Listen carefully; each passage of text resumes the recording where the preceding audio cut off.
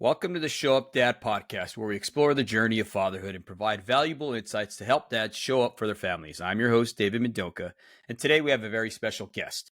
But before we delve into our conversation, I want to express gratitude to our sponsors for their support. This episode of the Show Up Dad is sponsored by Tall Man Equipment, a trusted provider of high-quality tools and equipment for the powerline industry. Visit tallmanequipment.com to explore their wide range of products and how they can assist you. I also want to give a special shout out to the Show Up Dad Foundation, an organization dedicated to supporting fathers on their journey to show up for their families. Through workshops, resources, and supportive community, the Show Up Dad Foundation empowers dads to be present and make a positive impact in their children's lives. Learn more about their mission and how they can get involved at theshowupdadfoundation.org. Today we have a very special guest joining us, guys. This is Dr. Stephan Poulter. He has been on our podcast before. He is the author of The Shame Factor and his most recent book titled Modern Masculinity, which is an insightful guide to male mental health. He has practiced as a clinical psychologist specializing in family relationships with more than 30 years experience. Dr. Stephan Poulter uses his decades of experience to bring understanding and insight to those struggling with trauma, healthy relationships, addiction, and self-destructive behaviors. Welcome again, Dr. Steve. David, it's a pleasure to be with you, and thank you for the glowing introduction. You're very kind. Because I always say to guys in business, what's the difference between my job and your job? And the answer is nothing. It's all about relationships. The quality of your career is the quality of your relationships. No, I agree with that. Yeah, definitely. Right? Yeah. Okay, David, I'm going to run these two numbers by you. 70% of Jonathan Gutman, he's the expert on, I would say, one of the foremost experts in the world on relationships. He's up in Seattle, Washington. And he did a survey of 4,500 women who got divorced in the last few years. His team did. They found that 70% of those women getting divorced had one thing in common: no emotional contact or connection with their husband. Wow. 70% of all divorces in this country were based on that element. The other 30% was just weirdness, okay? Stuff like, okay. Yeah. But that's 70% you and I can make a difference in. Wow. Number two, the APA just came out with a study this year, 2024. 83% of men who were interviewed said, would you rather be loved or respected, or what's the most important quality in the marriage for you? 83% of men answered respect is more important than feeling loved. Because you can love somebody and not respect them, David. But if you respect somebody, you'll always love them. Yeah, I agree. So guys, David, I've listened to your show and the experts you have come on, yourself. One of the themes I hear is, hey guys, we could do better. Not that we're not doing a great job, but there's a lot of guys out there like, how can I do better? And in the book, here we go. Forgive me. I'm not pitching it. It's my textbook, okay? I tell guys there's 3 F's you got to master in your life to have the kind of life you want. 3 F's. The first one is, we'll talk about failure, faith, and forgiveness. And I'm going to break them down. Failure is not, first of all, on a psychological level, on a spiritual level, there's no such word as failure. That's an ego term. Failure is the ability to be vulnerable. It's disappointment that gets men stuck and paralyzed emotionally, mentally, career-wise. They lose their job. They're terribly shamed and disappointed, and they feel like a failure. But if we deal with disappointment, David, pull that weed out by the roots, it's amazing what changes. Because the ability to be vulnerable is the ability to learn from, you could call them poor decisions, mistakes. But we have to be vulnerable. And when we're vulnerable, David, shame and failure can't function. Shame and failure are emotional cancer. You and I were just talking about how toxic mold people get in their bodies, and it can be fatal. That's shame and failure. Remove that out of your life, you're healthy. Wow. Because you remove shame and failure out of your life, you're on the fast track to health in ways and areas you never believe are possible. And you guys test me on this. Fact check me. Do scientific work on this, and you'll find the end result can be replicated. You understand what those guys, I feel like a failure. I go, okay, so where are you disappointed? And they know what they're talking about. I'm like, I didn't do well in my marriage. Okay. I failed in my marriage. Okay. What'd you do? What happened? And they'll talk about it. It's not failing. Disappointment, expectation, something happened. And when you're vulnerable and honest about that, David, there's no failure. Now we're healing. And we talk about being that father you've always wanted to have. The best thing I can show my son recently, he's 27. He will come on the show someday. He's just not ready. Maybe I'm not ready. I'm going to take responsibility there. The other day we were talking, and I said to him, I was talking about how I felt like I apologized to this neighbor. He goes, why? You didn't do anything wrong. I go, no, because our discussion, that guy walked away, and I felt like I really failed myself because I did not handle it well. He goes, interesting. I go, son, that's what it's all about. When you fight a failure, there's something wrong. Something's off. And you work with power lines. You guys, are experts on the flow of energy, currency, electricity. But if you miss it, you get killed. Same on a psychological level. And I'll see your posts sometimes where there's accidents. And if we miss this stuff, it's going to take the life out of us. There's an old saying, many guys die at 27, but they keep living to 80. All right. That's the first one. And the part of failure, embracing that, is let go of the belief, David, that we failed. What do I need to learn? What am I disappointed about? Look, a lot of guys go through a divorce, or they get remarried, or their child custody isn't right. They feel like a failure because they don't see their kids enough. Okay, let's talk about the expectation. Let's talk about where you're disappointed. Then you can do something with it, David. Then you're not paralyzed. I'm not saying it takes away all the pain, but you're not paralyzed. Guys, that's the 70% divorce rate. We get stuck. Yeah. We get stuck. Yeah. And when we're stuck, then we withdraw. And as a psychologist now, the other day, expert witness, the guy, defense attorney, said, how many hours do you have in psychology? I go, honestly, I have gray hair, so it's a big number. And I said, it's like over 65,000 hours face-to-face with people. And he says, wow. What have you learned? Yeah, he goes, what have you learned? Shame and failure. If you're vulnerable, those two cannot thrive. What kills mold? Exposure. What removes shame and this belief you're a failure? Because failure is our ego. Our spiritual side says, come on, keep growing. Let's be vulnerable. Let's keep changing. And that is the key, gentlemen. Embracing the ability to accept, I'm disappointed. There, David, you and I can do something with that. Because that was my expectation. Okay, what can I do to go forward? Because failure is a judgment. Disappointment is, okay, that's a process. I'm not playing semantics. When I say about failure, we're on a dead-end street. Okay, I'm disappointed. Okay, what can I do about that? What have I learned? How can I amend? Or like with my kids, I don't have the relationship with them that I would like. A lot of guys in their 20s, the kids are in their 20s, parents or this summer, a lot of 19-year-olds are home from college. They're guys, they won't talk to their mothers or they won't talk to their parents. Had a mom come in on Saturday. She's like, I feel like a failure. I go, no, you're not. You're disappointed. And I'm telling you, David, she lost 100 pounds emotionally. Wow. I go, you're disappointed. She goes, oh my God. Dr. Steve, how does expectations fall into that? Because when you're saying that, I'm looking at it as she had an expectation of something. And because it didn't happen, now she feels like a failure, right? Right. But she wasn't aware of her expectations, David, are like back here. Oh, there it is. But as soon as I said disappointment, my expectation was we'd be close. I said, I have not met a 19-year-old, myself included, who really wants to be close to their mom or dad, really. Yeah. The truth be told. David, you got kids and coming up but once she realized what her expectation was, then she could change it. And it was no longer a judgment. Now it's a process. Yeah. Wow. Yeah. It's cool to see how that simple little mind shift, David, I'm telling you, it saved me. When I didn't see my kids as much, I really did. Being a psychologist, writing all these books on fathers and sons, I felt like a fraud. Mm-hmm.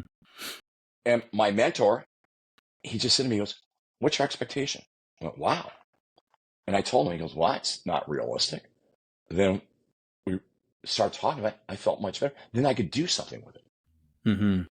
And to where you can be content. See, the woman left the office with a peace of mind. Mm-hmm. She walked in feeling like a failure because she thought she had this unspoken expectation. And she had a peace. She got the peace of mind in her. We're like, oh my God, of course he's not going to talk to me. What am I thinking? Mm-hmm. Yeah. I go, okay, now we're getting somewhere. It's interesting, like in that situation there, and just dealing with the men that I deal with. Yeah. We tend to personalize it, instead of looking at the big picture and being like, hey, this is a 19-year-old. They just probably just don't want to hang out with us because we're not cool enough or whatever. You know what I mean? We've been there, done that. And we forget that we were once there. We were once that age, right? Yep. Amnesia, right? And then we start thinking, okay, well, what did I do wrong? Me. What did I do wrong? Right. And you know what I told her? It's not about you. Failure is we think it's about us. Yep. It's kind of, David, failure is an ego term. Mm-hmm. Albert Einstein says the measure of intelligence is the ability to change. It's not the grasp of information. It's the ability to change. Jesus said it. Transformation. Yeah. Has nothing to do with IQ or ethnicity, zip code, wealth, education, David. The ability to change. And like you said, David, I can't, if I see 10 fathers, 8 of them will personalize their son's behavior. I might be wrong. It might be 7, it might be 9. And when I say it's not about you, they look at me like I just shot them because that person is not an extension of me. That's another person. And I remind people all the time, children are leased vehicles. We don't own them. They go back to the maker. We don't own them. Yeah. They're not staying with us, no. Skirts, you know what I mean? But that mom, okay, so another guy, dad, his son's 30. He feels like, he calls me, I failed as a father. Literally says that to me. I go, you didn't fail. Whatever you're going to tell me, I'm telling you didn't fail. He has this expectation by 30, his son will be married and he have grandchildren. His son isn't ready to get married yet. That's not a failure. It sounds simple, David, but when you're charged as a guy emotionally, like your friends or, like your daughter's going to college, the guy says, God, my kid can't go to college, whatever. I go, well, what's he doing? How's he doing? Drug-free, got a spiritual life. He's got a great career. He wants to go work in the business you're in. Okay, where's the problem? Yeah. And they're like, you're right. There isn't a problem. David, that, I tell guys, you start dealing with this idea that you're failing, your world just opened up. Wow. Is that wild?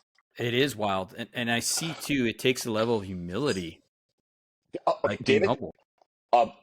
You got me number 3 there. Forgiveness. Okay. No, you're right on, man. You get the steps. Yeah. You cannot deal with. Dave, listen, I have a 30-year-old daughter that has been the most difficult woman in my life, including my mother. God bless her. And the more I don't personalize it, the better we do. Mm-hmm. Absolutely. I tell fathers all the time. And you know what she'll say? I love her. She says, Dad, you're a psychologist. You really should have this handled. The crazy part is that I tend to look at it like through our parenting ministry and stuff like that. I look at it as, okay, God, instead of why, I ask what are you trying to reveal to me in my own self, what that I can control. I can't control my daughter, but I can control how I respond to her. So what are you revealing to me in this moment? Is it that I am impatient? Right. That I have fears, ego driven, whatever, you know what I mean? That's something that needs to be worked out in me, that God is using her to reveal in me. And David, I tell her, you're my lightning rod. You're the lightning. And I'm glad God brought you in my life. And I don't know if she feels that way all the time either, but that's okay. I don't know the door swings both ways. But David, okay, failure, we'll come back to that. But failure is the ability to understand your disappointment. Mm-hmm. And that is about you. You got to own it. Yeah. Okay? Number 2, faith. Now, what I mean by faith is Thomas Edison said, they asked him, 450 ways it didn't work for the light bulb. And they're like, did you feel like a failure? No. I learned 450 ways that didn't work. But I believed that I would find a one that did work. And that faith in his commitment to his plan worked. He also believed in himself and something bigger than him, as did Einstein. These men were very spiritual. I mean, they may not have professed, in maybe a more of a Christian way or typical, but they knew they had, they believed in themselves something bigger than them. That, David, allows us to find a life purpose, because everyone's got a purpose. Yeah. Everyone's got a part of this play.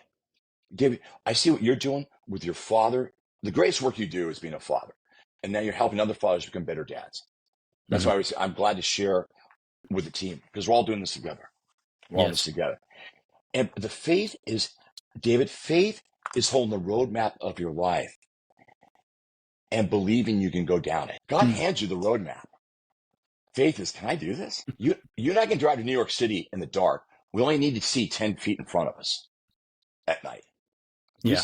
Headlights in the car get us 10 to 20 feet in front of us. You and I can go 3,000 miles. Other side of the country. Same spiritually.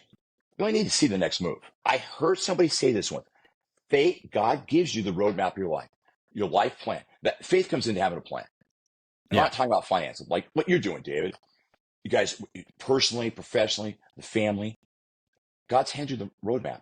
And, okay, Lord, I'm going to go down this roadmap. And faith is believing it's going to work. And you take the next step. It's holding the roadmap and believing it. I have guys that come in, I don't know what to do with my life. I'm like, not true. Back up. I'm a little more caustic than that. No, that's not true. You don't want to look at it, but don't tell me you don't know it. It's in there. Don't tell me you don't know it. Dave, you meet guys all the time like that. I know how to be a father. Yes, you do. It's in you. It's buried, but it's in there. And David, that is faith, which breeds awareness of yourself and your responsibility, which we're going to get to. I'm going to go to the last one. Dealing with disappointment or failure. And faith is you're holding the roadmap of your life and that your life matters. I hate this statistic. Every 15 minutes in this country, a man commits suicide. And this is from the CDC, Center for Disease. And every 16 minutes, a family has left a lifetime to figure out why. I read that, Dave, 10 years ago. It's like I read it a minute ago. Every 15 minutes, a young man kills himself. Anyone who kills himself is a young soul. All right. And that's not a judgment. It's just observation. Okay. Yeah. And the people, your life matters. I see there's a homeless guy where I live. And I always think, when you were 3 or 4, someone thought you were beautiful or adorable at some point in your life. Yeah. I always think, when did it stop or what changed? Because his life has a meaning. It's just not to be homeless. I mean, that may be part of his journey, but there's more to it than that. I heard this interesting story where this well-known evangelist goes to Russia, right? There's this big accident that happens on one of their freeways. He sees this man get wiped out, right? I mean, total body just mangled, everything on the freeway. Cops show up. They secure the area. No one goes and checks on this man. They just assume that he was dead. So the man who's observing this, who's talking about the story, says, I'm a believer in Christ. I went over there and I asked the cop, hey, can I go and see how this man's doing? And the guy turns around, the cop turns around, looks at him, kind of chuckles. He's like, oh, if you think that can help, then go ahead. Right? Oh, You're just already assuming. Yeah, just assuming he's dead. He's dead. Yeah, it's over. Yeah. So the man approaches. He checks up on this guy, and the first thing he notices is this man's face and the leathered lines, and then he could tell that the guy's face was reddened by alcohol. That area was prone to a lot of alcoholism and drinking of vodka, right? Yeah. So he knew to recognize those signs. and he saw this man, and he automatically is like, okay, this guy's in his 70s. Life must have been really hard for him, whatever. And then he notices this guy's breathing. So he calls the police officer, gets his attention, say, hey, he's still alive, and this guy's just totally mangled, right? And anyhow, they pick him up. They put his mangled body in this ambulance. They carry him away. A week later, the police contact this man again, and they tell him, look, we need you as a witness to see what had happened. There's an accident that you were privy to, and the guy passed away, right? He said that when they're telling him all this information, when they read off how old that man was, he had already made the assumption this guy was at his early 70s, right? He said what took his breath away is when they told him this man was 27 years old. 27 years old. You just took my breath away. Yeah. I'm thinking 50. Yeah. And wow. He goes on to say that that's our sin nature, right? Like when we give into the flesh, the works of the flesh, the Bible talks about, that the works of flesh, when we give into that, that's what happens. The flesh actually works overtime to destroy us when we give into these carnal natures, which was alcohol, lasciviousness. I mean, the Bible has all kinds of different things, that you can go into, but it takes a toll is what I'm getting at. It takes a toll on ourselves in the physical realm and spiritual realm. Hands down. Yeah. And it's just, it blows David, my mind to see that. People say they don't believe in God. Mm-hmm. Okay.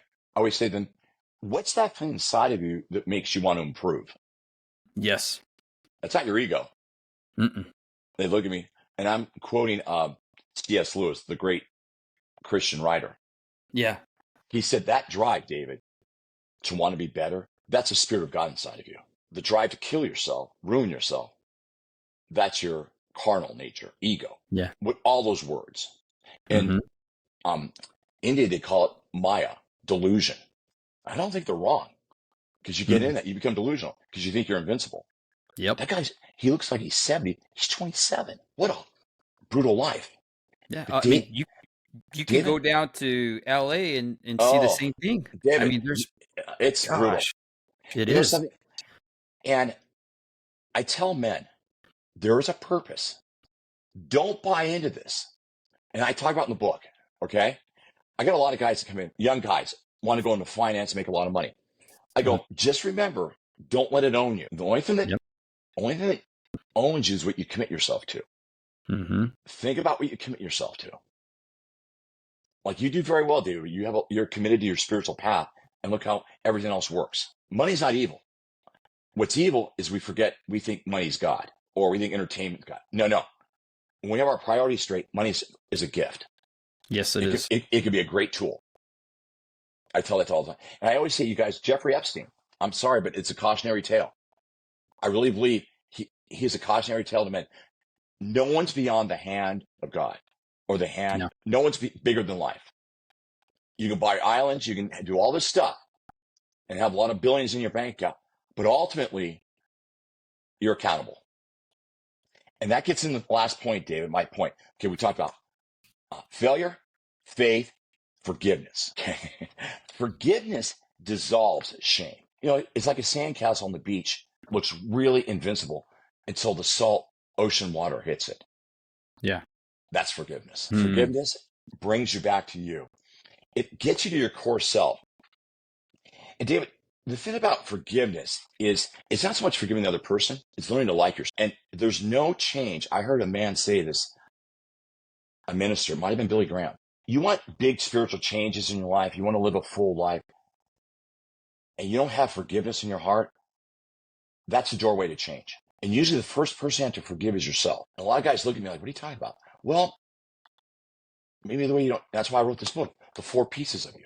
Your body, your emotions, your relationships, and your psychological self, your spiritual self. I got a lot of guys taking steroids. I'm like, that's a form of self-hatred, self-loathing, self-dislike. I'm not talking steroids for medical. I'm talking like for vanity. Yeah. You're hurting yourself. And forgiveness usually goes back to when we're younger, under the age of 10, David, where there's been a wound. Something's happened. And by doing that, it opens you up. I tell guys, I don't know where to start. Tell me about your dad. I don't even miss a beat. Tell me about your dad. Oh, he's dead. I know, but he's alive in here. And I can tell you something, David. I can't tell you. That's the father factor. That's why I love your work. Our masculinity starts with our fathers. Our spiritual journey starts with our dads. Mm-hmm. Our understanding of the world starts with our fathers, because our dads go out in the world and we watch that. Yeah. One guy goes, my dad's a plumber and he's a doctor. I go, it doesn't matter. You saw your dad's work ethic. And people loved your father because you did great work. You're no different. You just do surgeries. But his dad never told me. Dad was very hard on him. And he was very hard on himself. I go, you've got to forgive your dad so you stop beating yourself up. I find men that are in addiction, like alcohol is the addiction of anger. It's I've never met an alcoholic who's not angry or abuses alcohol. I always say, tell me about your dad. No. Don't play that card. No, there's something there. Or you won't be doing this. Because shame numbs us. When you're 6 or 7 years old, that's helpful. Yeah. Not when you're 36, because then you lose your marriage and your wife leaves. Yeah. And your kids don't like you. How many guys have we known, David? I see on my wife last night. John D. Rockefeller, Stephen Jobs, they're on their deathbed and they realize their priorities were wrong. Or out of line. Okay? Yeah. And forgiveness for guys. I tell people new on the spiritual path, like in their faith, start with forgiveness. Because forgiveness, David, you can't blame someone. And you and I both know blame is the quickest way to go nowhere. Oh, yeah. I mean, it's like, I'd say that's one of the, if there's 10 cardinal sins, you got to put blame as number 11. It's got to get in there. Guy's got to add one in there, Blame is just, in psychology, the purpose, a lawyer asked me, he goes, what's the purpose of forgiveness? I'm thinking, oh my, okay, Lord, this is interesting. It unhooks you from the past so you can live in the present. You put it on the bookshelf, behind me. Yeah. But you can live in the present. Men that live in the present, David, can see their kids who they are. And forgiveness allows you to be transparent. And if you're transparent with yourself, it's easy to be transparent with the world. Okay. Go ahead, D. I definitely see how unforgiveness, it's a snare, right? And you're absolutely right, Dr. Steve. It keeps you stuck. And I believe more than ever, I think, everybody talks about how, whether you believe it or not, evil, Satan, whatever, right? Yep. I believe that's his plan, is to keep you stuck, because when you're stuck, disconnected, in that unforgiveness, now your purpose has been stopped. There's no progress at all. David, you're muted. You couldn't have said it. I could not have said it better. I think I know what my next book's going to be about. It's this word.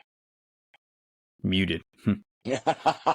I'd say forgiveness. Forgiveness will unmute you. And unmute means, David, forgiveness allows you, unhooks you from the past. The other thing is it releases sadness out of your life. You're stuck, but there's a deep sadness with resentment. How many guys have you worked with? And, and just coming from the guys I work with and everything, when they learn to forgive, they all say the same thing. It's like a weight off my shoulders. David, myself included. Robert Bly wrote the book, Iron John. I heard him say that in the early 90s. I went to a conference. Men ask me, when do you enter adulthood as a man? When do you enter male adulthood? Room's dead silent. The day you forgive your father. And some wise knuckle says, well, what if I don't have issues? And Bly says, you wouldn't say that if you didn't have issues. And he says, the other piece that, David, forgiveness, you're taking responsibility for your life. And that's weight off your shoulders. It sounds odd. Like, what's my role in this? What did I contribute to my divorce? When a guy will say to me, oh, she's awful, blah, blah, blah. Okay. So that's her 50. What's yours? I go, what's your role in it? What was your role? Because relationships are a tennis game. You own 100 of your 50, but it takes 2 to play tennis. It takes 2 to have a relationship, David. And all you can do is take responsibility for what you contributed to. Right, on your side of the tennis court. That's why that research on vulnerability, the guy goes, true story, David. had no time for therapy, thought it was a waste of time, mocked his wife for it. Comes home from work, and there's he'd been served with divorce papers on the kitchen counter. Guess who's in my office the next morning at 7 a.m.? Right? And then he's frantic. He goes, I got to save the marriage. I said, honestly, it's about 80% not coming back. When women leave, David, yeah, there's usually a 4 to 5 year warm up. They don't come back. Yeah. Men don't start worrying about it until she leaves. I tell guys, if she's asking to go to therapy or go to church or go see the in-laws, do it. If she's asking to go to church with her, go. Or go to yoga, go to a prayer group, go. Because she's connecting with you. Because when you keep saying no long enough, she's going to leave. Neglect doesn't breed intimacy. No. Guys, no. The 3 F's: failure, faith, and forgiveness. I want to read something here. Dr. Einstein, I want to read this first on page 53 of the book, David. This guy, masculinity is emotional intelligence. Mm-hmm. This is a client says this to me. Before I could manage my emotions, I had to accept my emotions. Before acceptance, I had to identify my emotions. Before identifying, I had to acknowledge my emotions. Before acknowledgement, I had to be honest with myself. And this took work. And that's the work of masculinity. I had to acknowledge what I feel and think and not blame. And I always tell guys in a discussion or an argument with your wife, ask this question. I'm going to take full responsibility. You're not going to miss much. Mm-hmm. What's my role in this? And when you ask that question, you're not going to escalate. What's my role in this? Oh, I got a role. And the other thing, David, I tell guys not to say, you did this to me. No, you allowed it. You allowed it. I'm talking as adults, not children. Yeah. How contrary, what you just said, how contradictory is that to what the world says, right? Because the world now is preaching masculinity as a guy who does jujitsu, a guy who goes and shoots, a guy who chops wood, all these different things. But what you're saying now, it's the self-work. Yeah. Okay. Right? Nothing wrong with ownership. Yeah, David, that's all great stuff. Yeah. God bless those guys. But I'm like, dude, no amount of exercise is going to deal with your abandonment issues. Yep. I agree. 100%. And I go, you got to do the work inside. When you do it inside, outside's easy. Yes. David, I hear this. Well, my therapy is going to the gym. I go, I think that's helpful, but where's the work? Yeah. How do you deal with your anger outbursts or your road rage or your porn addiction? How does that work? Where's that getting? The work is inside, David. Mm-hmm. I liken that because, like in the Bible, Paul talks about how he beats himself into submission, right? As a boxer or trainer. A lot of people take that out of context. They don't actually follow up with the Greek word and what it really means. Yeah. They think of it as, okay, I'm going to do burpees because I flipped out on my wife or my kids. I'm going to do burpees. Mm-hmm. I'm going to make myself pay, right? That's not what it's talking about. I'm going to not at all. Not at all.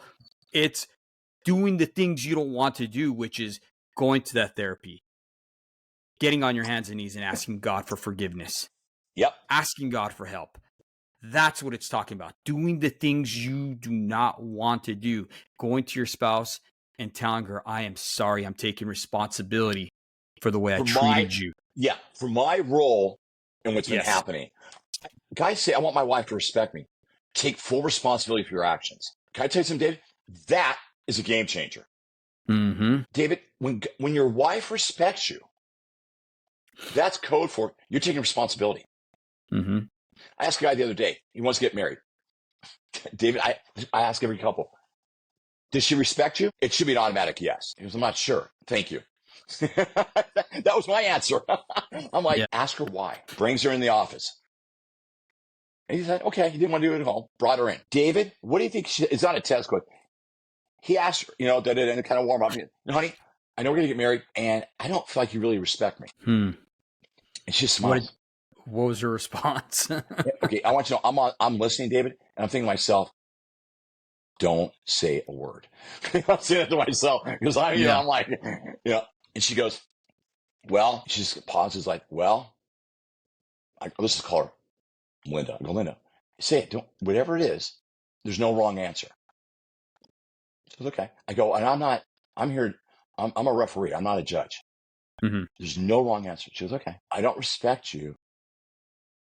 All right. Don't respect the way you treat me and adore your mother. I'm over here like, I go, what would that look like, Linda? I don't know, Dr. P. On a Saturday, his mom calls. We have plans. She needs him to come over, and nothing urgent. You know what happens? He goes to her house. And it's gone for 4 hours. She doesn't respect him. He doesn't know how to manage his mother. Yeah. There's always a reason, David. There's not a universal reason, but there's always a reason. Mm-hmm. So she breaks up with him in my office. And I look, I go, I respect that. She goes, I can't marry a guy who, I'm not a replacement part for his mother. Yeah. He's got to learn how to say no to his mom. I want to have a relationship with him, but he's got to learn to say no. She leaves and he starts calling her a bunch of names. I go, no. And I go, no, this is a great woman. She's honest. She told you the truth. You asked her why she doesn't respect you. She answered your question. Don't blame her. When I see stuff like that, it always falls back to our deepest needs, right? As a man and a woman, when we fail to meet our companionship needs, when we don't even know what those companionship needs are, you're going to fail. David, you're driving with blinders on, literally. Mm-hmm. I listen to your podcast when I go to the gym or I go for a walk, okay? But I forget, it was recently about if you don't connect with your partner or like what her relationship needs are, it's like going to a restaurant. Where's the menu? Yeah. You have no idea. What do we serve here? You know, you're at a vegan restaurant and you're ordering a steak. Wrong. Dude, you're missing the mark. And this woman wouldn't talk to him for 4 months unless she came in my office with him. And he set limits with his mother. You know what's scary about what he does for a living? He's a young psychologist. And I called him out. I go, dude, this is the best woman you can meet. God's good to you. Because she's honest and she loves you enough to tell you the truth. That's meeting emotional needs. Yeah. Because he was vulnerable and asked her, why don't you respect me? Rather than pretend it wasn't there. Yeah. And she told him the truth. Right. And I tell guys, don't berate your wife when she tells you the truth. And she didn't say it meanly, David. It was as smooth and silk. I mean, I was moved. Yeah. I go, you did a hell of a job. Thank you. She says, well, I've worked hard. I want to be honest. Because that builds intimacy. Yeah. So David, forgiveness. Guys, forgiveness is dealing with what's uncomfortable. You said that. Like Paul, beating your body in. Okay, the physical discipline's easy. Go be a Marine. I love the Marines, okay? But that's only part of it. That's 1/4. That's only 25%. Yeah. Paul's talking the other stuff, all right? I tell guys, that 25% is wonderful. But you don't do the other 75, you're in trouble. And David, okay, I want to read this to you on page 237 of the book. It's chapter 16. Change, forgiveness, and your 5 F-bombs. We'll get into that. With forgiveness, David, because out of suffering has emerged the strongest souls. The most massive characters are seared with scars. Khalil Gibran. David, our heart only grows, unfortunately, when we heal it, And this one says, Ryan North, he's a therapist and neurologist. Our brains are wired for connections. Trauma rewires them for protection. That's why healthy relationships are difficult for wounded men. Because I got guys, molested or beaten, and they survive their childhood. But they're still in survival mode. Yep. Dude, the war's over. It's over. Now you've got to start living. And that's the work, David. And that's what forgiveness is. Work. It's work. And there was a pedophile on our street growing up. And I had to forgive my dad. He didn't believe me until 3 other fathers had problems with that. My dad came back. He said to me, I didn't know what to do. He goes, but you were right. I was wrong. It's 20 years later. I was 13. I go, Dad, there's something wrong with this guy. There's something wrong. Oh, come on. You're imagining. All right. I know it's a powerful story. But David, those little boys are now men. And okay, can I just say this? It's related, but one thing that blows me away in my 65,000 hours is how many men have dealt with sexual stuff. I'm just going to say stuff, okay? Remember David at Penn State? I think it was 2000. Yes. Came out 2000, right. And Jerry Sadansky. I really felt that was God's grace prevailing because it woke up, it exposed the secret. Yeah. It exposed the shame. I believe, unfortunately, my experience has been clinically, 2 out of 3 women have been inappropriately touched or something's happened in their childhood sexually prior to age 10. Yeah. Okay. And there's a lot of statistics that will back that up. I believe 1 out of 4 men have been inappropriately touched or something's happened prior to age 10. They used to say, that. They say 1 out of 4. They used to say that. I think it's 1 out of 3. And that's been my experience. And David, I've got guys younger, 20 somethings, it'll come out in their 20s, all the way up into their 50s. But like you said, those guys, when they get forgiveness and they feel like the weight of the world's been lifted off, keeping that secret that something happened to you as a young boy is humiliating. But exposing it, David, the secret's gone. Yeah. There's an old saying, it could be dark for 1,000 years in that cave until the light goes on. It's as if it was never dark. Same with your wound. When you expose it, it will heal as if it was never a wound. Dave, forgive me for rambling. This is one of my passions. Today's Monday. There's going to be 1,000 men are going to have a heart attack today before 10 p.m. tonight, over the age of 30. Of that 900 that die, only 100 survive.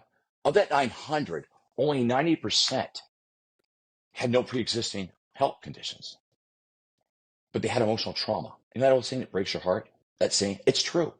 It is. It's true, David. I've had 4 guys over the years have semi-heart attacks while we're talking. And we've gone downstairs to the medical offices in the lobby, and they're starting to have angina, a heart attack coming on. They're talking about their kids or loss or something. I tell guys, David, and you work with, I find your profession, the guys are more open. I find sometimes I have these guys that come in that they could buy and sell Amazon with their pocket change. They feel like they don't need anything. Through the eye of a needle, a rich man. And I tell them, I go, don't believe that myth. We all need. We're all vulnerable. It's great you have that gift of wealth, but there's an old saying, he's so poor, all he has is money. Oh, wow. And when Gandhi came to this country, he said India is financially poverty-stricken, but they're spiritual millionaires at the time. Mm-hmm. United States, wealth, millionaires, spiritually bankrupt. Yeah. He told. I think I don't know who he was talking to. It was Billy Graham or somebody, and he said that's why the East and the West need to get together. The West needs to share how to do stuff, build stuff, create stuff, and the East needs to show the West how to connect to God. Their spiritual path, the divine, the transformation. We need each other. Yeah, definitely. We're called to be salt and light to bring hope to people. And when you're broken, when you're not experiencing that transformation that's promised through the Bible because of lack of discipleship, this is where we're at. I mean, gosh darn, look what just happened just the other day. David, that's crazy. You and I talked about it before, and I tell people it has nothing to do with politics. Take politics aside. That family, this is where fathers come in. Mm-hmm. You have an assault rifle that your son takes out of the house and you're not aware of it. Okay, I'm not talking anti-gun law or anything like that. I'm not talking. No. You know what I'm saying? Yeah. That's not happening in your house. Guarantee it. No. Not happening in mine. Difference of opinion all day. But David, what happened, and I believe by the grace of God that President Trump was not killed. He turned his head at the right moment, David. It shot the tip of his ear. He didn't turn his head. It goes right through his head. That's fatal. It happened with John Kennedy. Fatal. Abraham Lincoln. I thought that was a divine intervention. And I will say that across the board, from super liberal to conservative, that was a divine intervention. Had to be. Oh, David, there's no other explanation. It's not random. No. I mean, he had an assault rifle with a scope. I believe it had a scope on. He didn't miss. The victim turned their head. That's the grace of God. Man, it's interesting the way it's all it's the way it's all unfolding, right? David, you and I are going to stay right in the middle. It is really interesting. And Mm-hmm. I just tell people, work on your 3 Fs. Mm-hmm. Deal with the failures you feel. Keep developing your faith, which is doing the work, David. And the door of forgiveness is your way to that transformation that we're promised. But you've got to Mm-hmm. go through the door of forgiveness. Billy Graham said that. Someone goes, you want to believe in God? You want to see a miracle? Forgive the person you hate the most. Mm-hmm. And mean it. And it's so important. There's a scripture in the Bible that talks about how it says that before, because, during Jewish religion, they used to go and present an offering, right, for their sins. Yes. And he stressed the importance of not having forgiveness, right? And he said, if you cannot forgive your brother, leave your offering right there at the temple. Don't even bother bringing it to me. Yeah. Go and ask for forgiveness and reconcile. And that's the whole entire message of the gospel. It's forgiveness and reconciliation. David, I tell people, you don't need to believe in God. Just do that and you'll experience God. It's scientific. Mm-hmm. When I say scientific, like, that's going to happen. It's going to happen. And that's why I'm so excited about that. Dave, I've had more people come in and tell me they don't believe in God. And I always think to myself, now this is like T-ball. Okay, this is going to be really interesting. Because clearly they do. Yeah. Or they wouldn't say that. Yeah. And I love that piece in the Bible, David, about if you have hatred towards your brother, get out of here. Yeah. I can't bring an offering and cleanse my heart, and I hate my neighbor, literally, or my business partner or somebody. AA, which is, I think, is a gift from God. The first step is make amends. Amends, forgiveness. If you don't make amends, you're not getting sober. No. What's that one saying that my mentor tells me? He says that God will not do by miracle what he's commanded you to do by obedience. Hands down. I love that. Mm-hmm. And, and as psychologist, so my father-in-law, God rest his soul, I didn't know, but he ran the Salvation Army. Korean gentleman. Lovely. And when I first met his wife, this is great, David. I'm a little bit older. I'm not 24. And he meets me and goes, so do you go to church? I go, yes. I understand you went to seminary, but you're not a minister. That's correct, Dr. Chang. I go, but I am in the ministry. How? This is like, David, this is like do or die, okay? Like, if I don't answer these questions right, I'm never going to see his daughter again. And we're in our 30s, okay? This is not like, I said, because, sir, I get to talk to people I would never see in a church. And they come, we get to talk in a way I would never. I hear their story, and there's always the miracle in it. And we talk about the miracle. Jesus, their spiritual awakening. And he's like, okay. He goes, I never thought of it that way. Psychology, the Catholics call it confession. The Native Americans call it having the chief there. We've always, when we confess our sins one another, that's talking it through. Therapy is, I don't want to offend anybody. It's not you're confessing it. But when I talk about what bothers me, David, I'm a better man. I'm a better person. Yeah. And your show, week after week, talks about that. Guys, if you talk about what's bothering you, you're going to be better you're going to heal it and address it. There's our 3Fs. There's our 3Fs, David. Let's take it to the bank. And guys, test it. I tell guys, don't believe me, test it.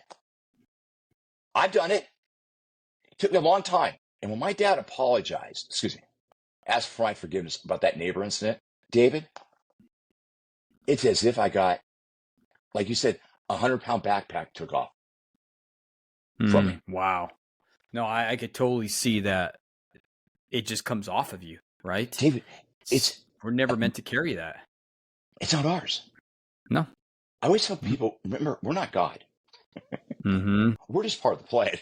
Okay, we're just part of the play. Let's just do our part, do our best. Like you're doing, like you moved out here, and you've got this ministry, and then you got this work with these guys, linemen. They all know your faith. I mean, what a combination! You might be the first person these men have met.